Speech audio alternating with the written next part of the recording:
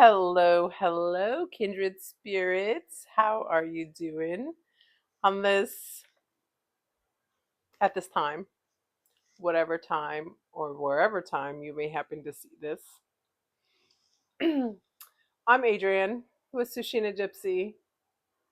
I am here to introduce myself and let's move forward with talking about the new moon in Aries at 27 degrees on April 17th, 7:51 a.m. Eastern Standard Time. If you see a head moving down here, I have one of my kitties from my little kitty harem hanging on out who just decided that uh, it was very necessary for her to be involved in this while I feline massaged her and made this video. Okay, so let's talk about the 27 degrees and the Sabian symbol behind this. Now, when I read Sabian symbols, it's James Burgess. I just kind of go down and look through his little notes and I write the easiest phrase there. So this is in quotation marks from the James Burgess site. Heads up, copyright infringements. Speak with power and truth is the ultimate seed. The seed point of 27 degrees, which we always move on up to the next degree when you're looking at a Sabian symbol. So it's some heavy Aries energy going on. We've got a whole little conglomeration near the end of Aries. We got a little conglomeration near the beginning of Aries. We got these beautiful sextiles going on between this Aries energy. We've got some beautiful semi sextiles, and um, we have a few squares, but not too bad, right? Like just not too bad. Some of the squares may not tend to be exact, but we definitely I got a lot of change going on. So let's take a look at that little conglomeration of Aries energy, starting with the new moon, because conjunct the new moon, we've got Chiron at 26 degrees, a point that he will actually be moving through 5 times by the time he's finished. And we've got Eris, who he's been dancing with for a while, the goddess of discord. The woman that says, where is it that you are not seeing the truth of the situation, where you are not seeing what's beneath the surface? DNA, the asteroid DNA here. We have ancestral healing, like wounding coming up, right? Kali, and Kali is about that ego death. Like what no longer serves you, this is what's gonna die off, whether you like it or not. Like she's Kali is raw, she's transformative, she's truth. And we have these beautiful sextiles here. Oh, Artemis. How can I forget Artemis? Artemis is at 29 degrees, the culmination of this Aries energy. And Artemis is primal. She's lunar. There's no permission needed with Artemis.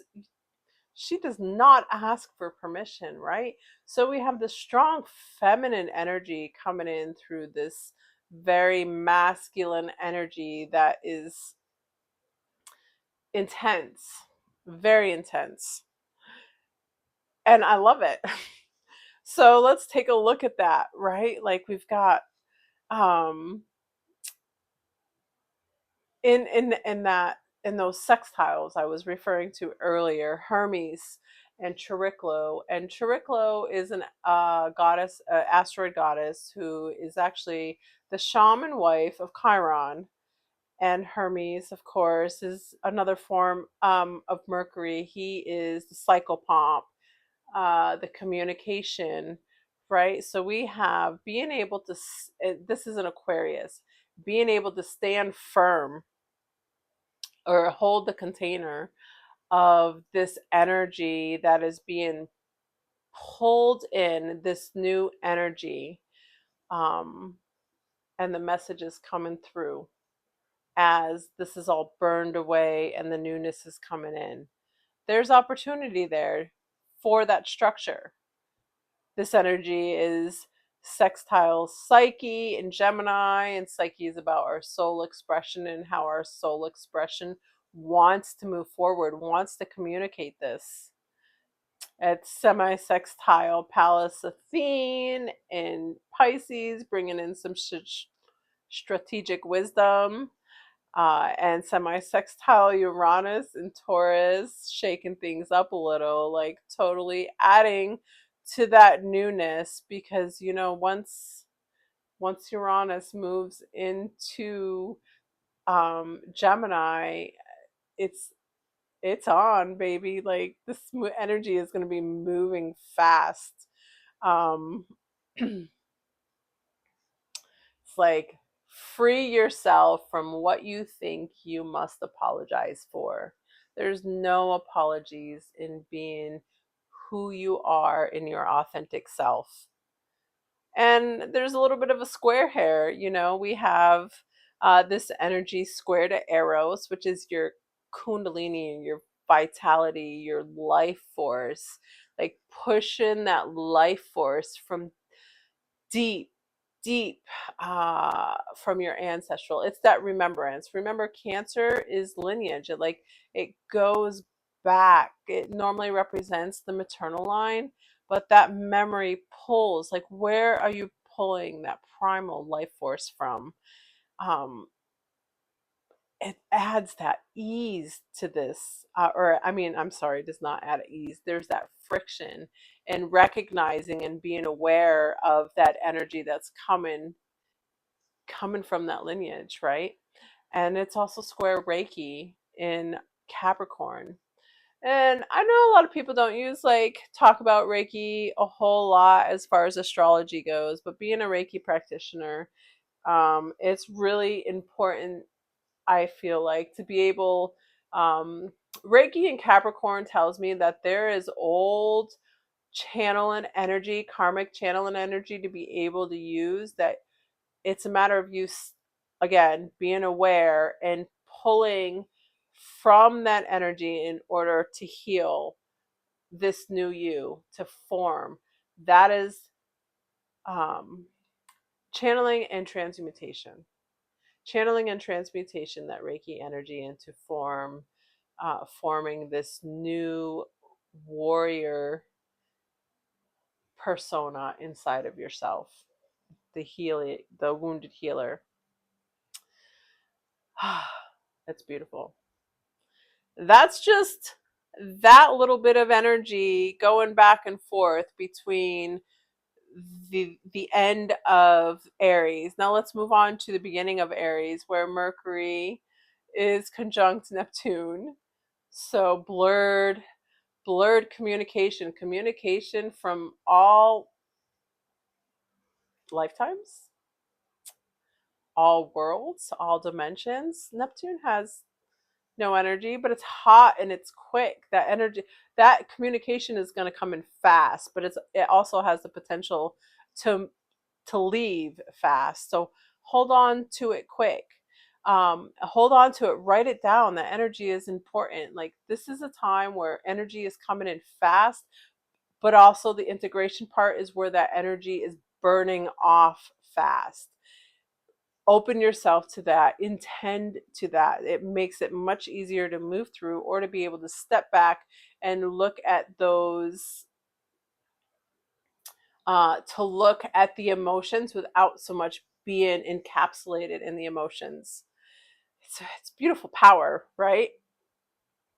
And in the beginning of, we have Mercury and Neptune that are conjunct, a 3-degree conjunction to Mars. Mars is exactly at 5 degrees conjunct Akashi. And Akashi represents I remember you, right? Like we are going into the Akashic records. So this fuel, this desire, this willpower is being pulled, right? How we move through our intuition, that remembrance is being pulled through Mars. This is sextile to Pluto conjunct Juno at 5 degrees of Aquarius, saying there's an opportunity for new feminine contracts, committed contracts, binding, feminine binding.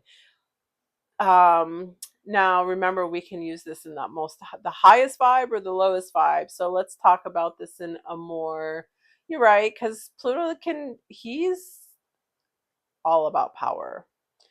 This is like stepping into your contract of power, but he's also, with power, he's a little bit obsessed. So, where are you going to take this new energy, this Aquarian energy of Pluto and Juno, and use it to feel yourself forward into the new human, the new being that you are? Mars won't move fast here because Saturn is actually 2 degrees away at 7 degrees of Aries. Kind of add into that maturity, saying, hey, listen, we've been impulsive, we've been righteous in this Aries energy in the past, in other lifetimes.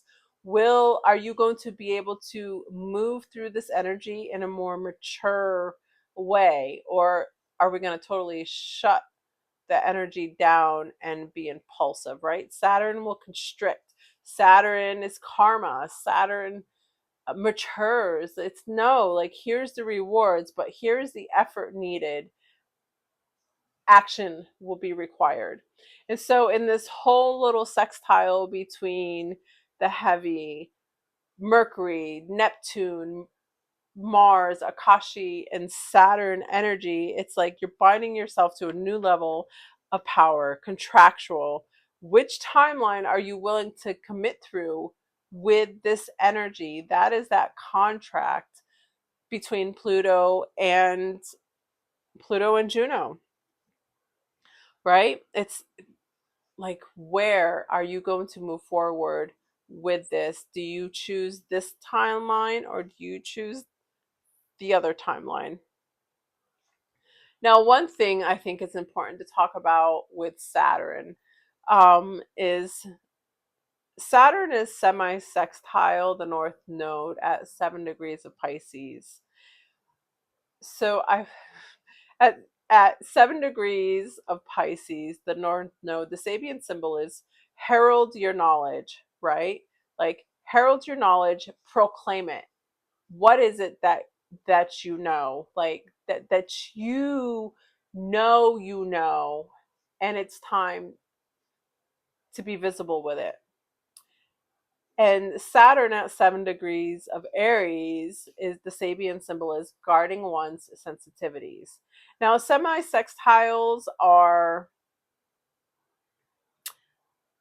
quick opportunities, right? They're quick opportunities to jump on. They're an ease.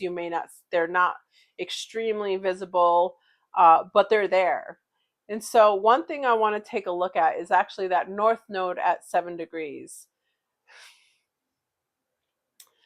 It's important here, as far as when we take a look at how everything is completely interconnected. We're going to get into this with Chiron here in just a minute. Um,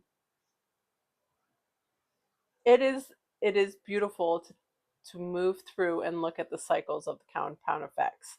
So February February 6th of 2024 through February 12th of 2024 is when Saturn was actually at this 7 degrees of Pisces. So I want you to think about, this is the North Node saying, okay, what was going on in your life that you were being asked to be mature about? And now the North Node here is, in which direction are you going to go now that you've already been here to move forward in alignment?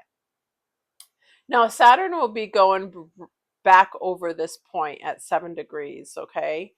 And he will be retrograde. hit the next time period that he will actually be at 7 degrees will be in December of 2026. December 7th is a date I have written down, and that date is written down simply because Chiron, in all his glory and amazingness, is going over the point that he's at, 26 degrees and 41 minutes of Aries, 5 times. 5 times. The first time was on 27th of June back in 2025, and then he was retrograde on and met that point on September 1st, 2025. April 17th, he's direct. December 7th, 2026, he will be retrograde at that point.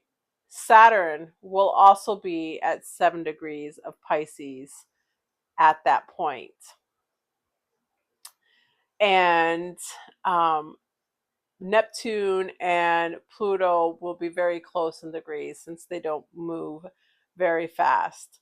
But that energy there, um, that's more fire energy. It re-emphasizes actually the year of the fire horse, because on December 8th is when the new moon in Sagittarius is at 16 degrees. So it just adds more fuel to that fire and pulling back the layers of the wound that originated at this point near the 27th of June, right? Or whatever may have come up for that day. So that energy is real strong. And the last, just to digress just a moment, the very last time that Chiron will reach 26 degrees and 41 minutes will actually be February 5th of 2027. Now we have we have this other energy moving through here. Aside from Aries, we have the energy in Taurus moving through. Ceres is at 13 degrees of Taurus, and Venus had a little meeting with her on April 6th. She's now working her way towards Uranus here, who is pretty, I would have to say she's conjunct Sedna. So issues of value and abandonment, issues of value in regards to abandonment may be catalyzed and pushed through as a trigger in this Chiron energy. We have Hecate in Aquarius, and she's sextile Vesta. Hecate is your crossroads. Vesta is your sacred pilot light. She is what you hold most sacred, right? Most sacred to move you through whatever you need to move through. And so she's in Pisces right now, sextile to Hecate, and Vesta is trine Jupiter in Cancer, who also happens to be sextile Cassandra. So here we have Hecate, this energy going, you were right, even when no one was listening, you were right. This is Cassandra, right?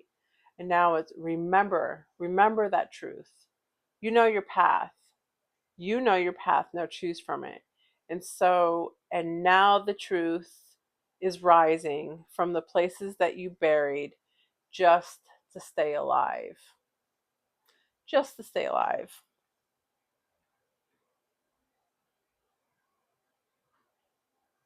You know which path is yours. Now, which timeline are you going to choose? Again, we go back to that Aquarian energy. We go back to timeline energy, right? Which timeline are you willing to commit to? And it's only through action. Leave what cannot come with you.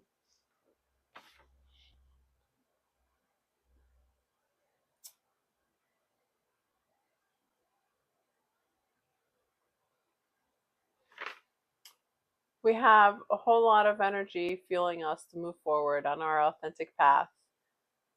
Burn away the old, release, make space for the new. Whether you read astrology, the energy is in the air, it's strong.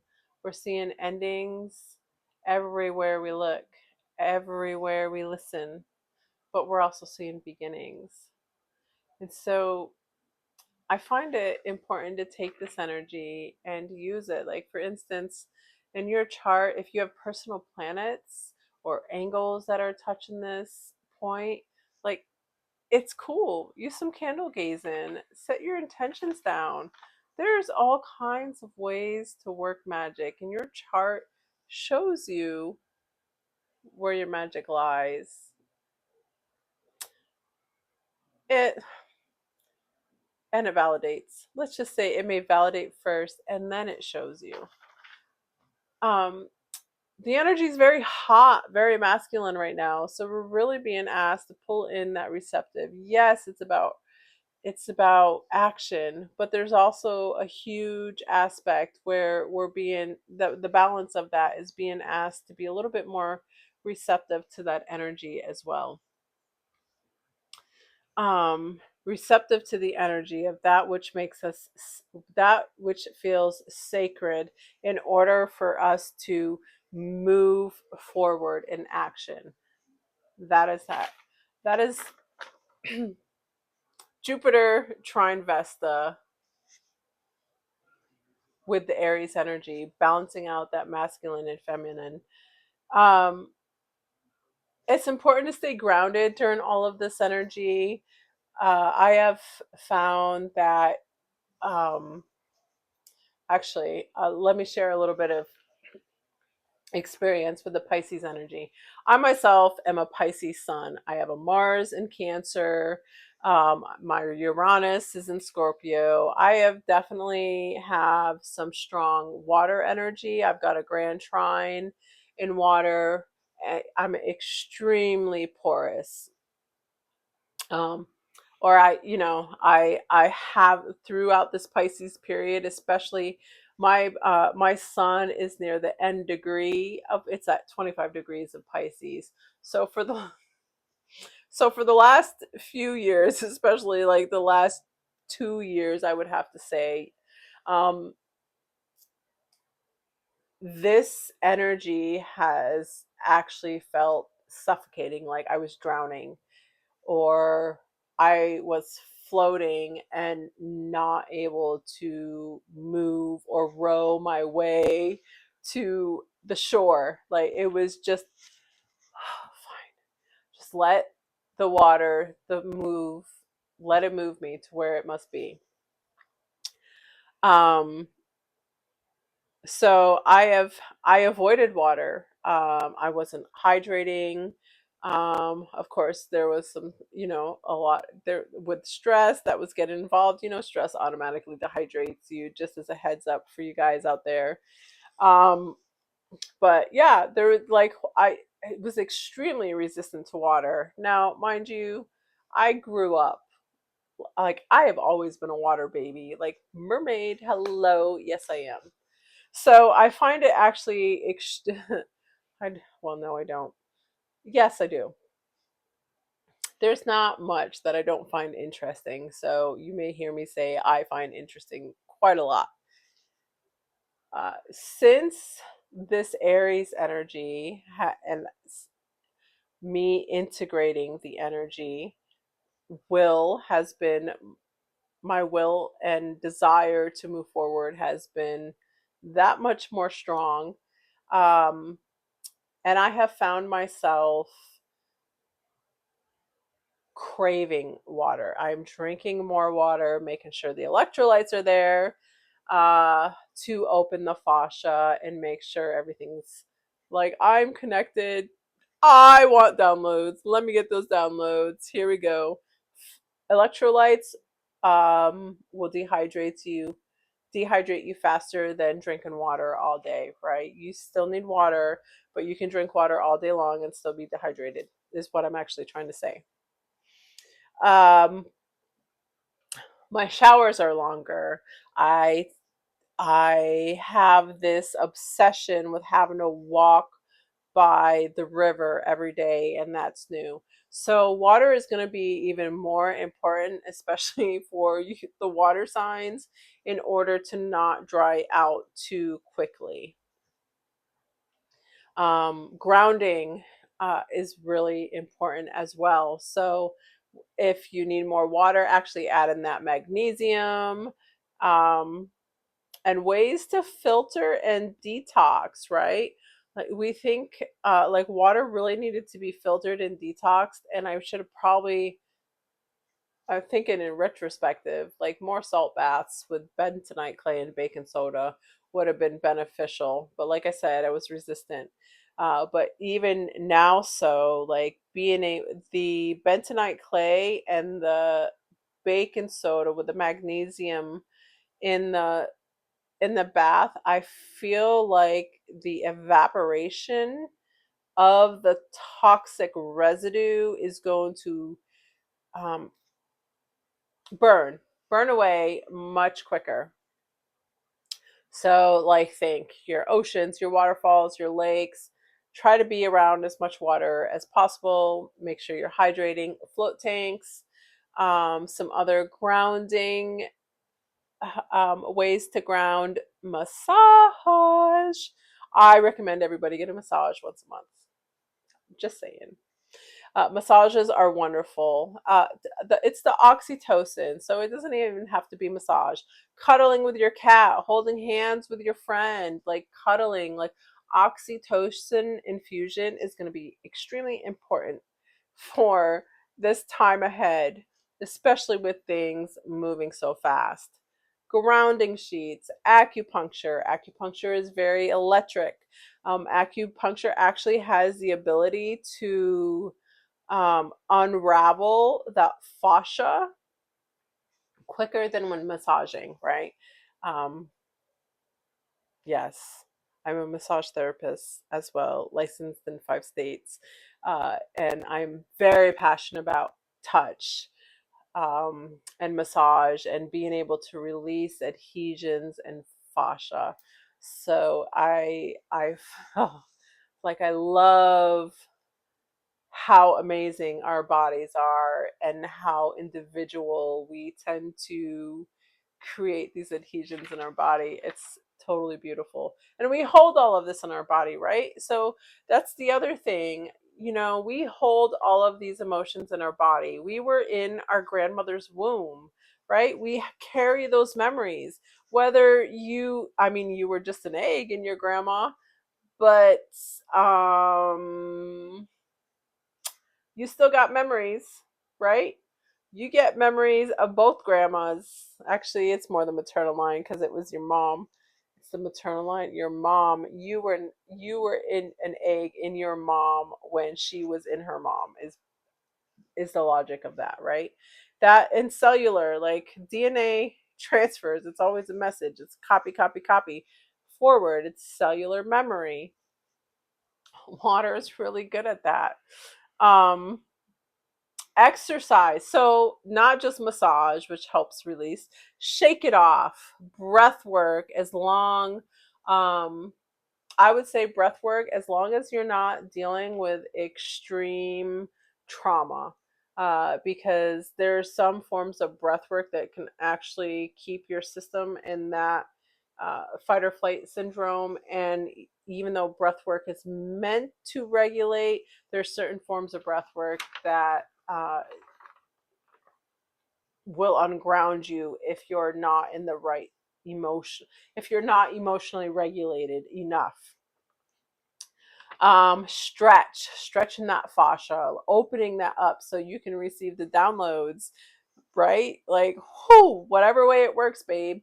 Walking, get out there, move, get active, get out there in nature. Vitamin D from the sun. Here we go. Solar downloads, solar codes. Yeah, getting out under the moon. Moon codes are awesome too. I know, I'm just throwing it out there. Um, Herbs that are cooling. I mean, you want to be you're gonna want to be able to maintain your temperature as much as possible, your emotional temperature, I guess, your energetic temperature. Because, like I said, things are going to be burning really hot fast. So, your blue stones like celestite, angelite, blue lace agate. Um, this is, I don't, here we go. This is like a celestite here. Love it. Got it out in Arizona. Blue chalcedony, blue calcite, all of those are extremely cooling. Your blue stones, right? Your light blue stones, something to cool. Your moonstones, hematite. Hematite is great for holding your energy within your own body and not having it dissipate outwards uh, or from another person. Smoky quartz, so that it drains the excess out of you. For protection, for those of you that tend to be um, feeling more down or depressed, your black stones you want to be careful with. They can be too grounding. You've got black tourmaline and obsidian, very heavy. You've got magnetite. Um, Black kyanite, right? Oh, blue kyanite for the cooling. That's protective, but also cooling. Your red stones for root chakra activation. If you're not feeling ignited enough with all this Aries energy, I don't know how you wouldn't be, but here you go. I mean, add your reds: carnelian, red jasper, garnet, bloodstone. Bloodstone helps with the courage, right? The courage and your physical stamina. So, oh, aquamarine too. Aquamarine is another blue. Also, herbs, right? Herbs that um, help you cool down. So hibiscus, right? Hibiscus will naturally help cool your body temperature. It's great for your heart chakra. It can lower your blood pressure, so be careful. You've got the other common herbs to go with them, like chamomile or lemon balm, passion flower. Um, your mints are going to be very cooling, especially if you have a hot liver. Very awesome. Uh, yes, your magnesium. Make sure you're getting your electrolytes if I didn't already say that. Your essential oils. Use something grounding like patchouli or oak moss or vetiver. Let's see. Your resins like ambergris, like pine. These are going to be very grounding for you, and then maybe combining them with something that opens and lifts as well, like lavender or lang lang with them, right? Maybe some bergamot, or some sweet tangerine or orange to open things up a little bit. And then, of course, your nature sounds like solfegial frequencies, baby. If you're feeling stuck, like 417 hertz. If you're fear release or overwhelm, oops, didn't mean to hit that. Just a little jiggle. 396 hertz. And regulation and balance is 528 hertz. We made it, folks. I made it. And if you made it this far, I'm so grateful for you listening to this beautiful, beautiful podcast. Fun, fun times of mine. So if you like, hit subscribe. It's only getting better from here. Like and subscribe, and I will see you the next time. Maybe. Yes. No, I will see you the next time. Have the most awesome weekend.